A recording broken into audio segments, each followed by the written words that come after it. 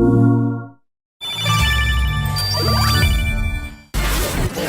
will use your own stolen information against you. They will attempt to change your behavior. The story of Watch Dogs 2 is about how DEDSEC is trying to allow people to regain control over who they are based on the information that's out there about them. That's him. Marcus Holloway. Who is he? That's the guy who could help us change the world.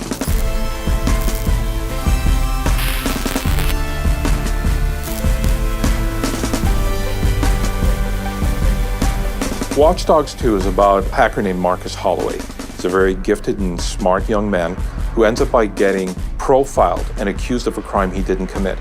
That opens his eyes as to all the inequalities that are out there and how the system is being used against people. He's fighting for injustice. This system that's in this game, CTOS, it puts labels on people and it doesn't really take in who they are as people or whether they're good. It just says they're high risk, you need to treat them this way. And so he starts working with DEDSEC in order to show people what's happening, but more so to help take down part of the system that's being used against them. T-Bone comes along, getting DEDSEC to go, yes, we have to make a stand. We have to be the good guys. Nice hat. Nice mask. They are the David against the Goliaths, but they have something special that David didn't have.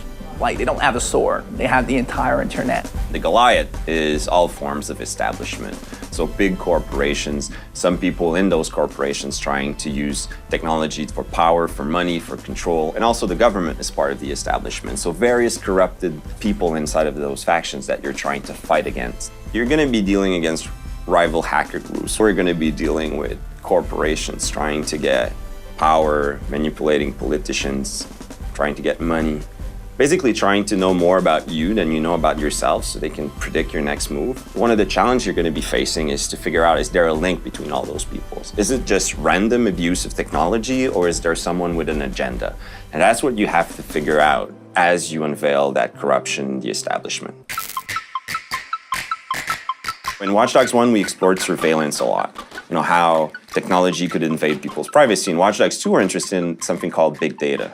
Big data, really what it means is all the stuff we do online, all the information that is recorded on us. When we were crafting Watch Dogs 2, we definitely wanted the players to come away thinking to themselves, holy crap, I didn't know this existed. We started looking at how people are being predicted and potentially manipulated. You come into Watch Dogs 2 and you now are at the heart of Bloom. You see what happens when they're able to take all this information and compile it together. They don't see anything wrong with compiling this data. But what happens when you've got somebody who acts as the middleman between Bloom and the data that they possess, and they start doing something, pushing their own agenda for it? That's where you have somebody like Deshan come in. He's the CEO of Bloom, which is a company that collects and distributes the data from all different kinds of other organizations. Think about like the amount of control one person can have if they literally own and manipulate all information, all data about every single person. That in itself is kind of like God. And that essentially is what the limitless of what Deshan's capability is could turn into. If I'm going to separate how Deshan and Marcus differ, I would actually say it's what is it that they're willing to do in order to win? Who does Deshan sacrifice in order to accomplish victory?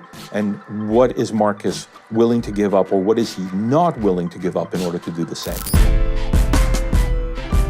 Marcus doesn't come in with that idea of, I'm gonna save the world. He comes in with a fuck Bloom, they fucked me over, so I'm coming after them. You know, the defenseless trying to defend themselves. We are the ones that can step up and defend for them. We've all been broken down into our most core components as far as information is concerned. And we have no control over it whatsoever. We have no say over who uses it. We have no say how it's used against us. If there's no way that the people can know what's happening, then things like this happen. Hackers step up and figure out the truth, and then they divulge the truth to the masses. All that data at Bloom's fingertips, that's like the world's most powerful monopoly.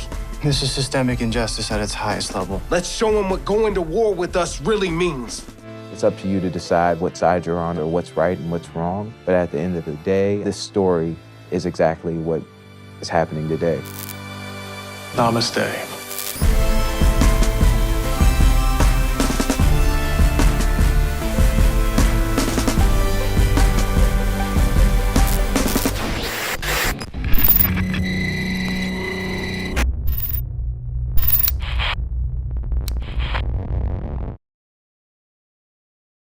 PS4 for the players.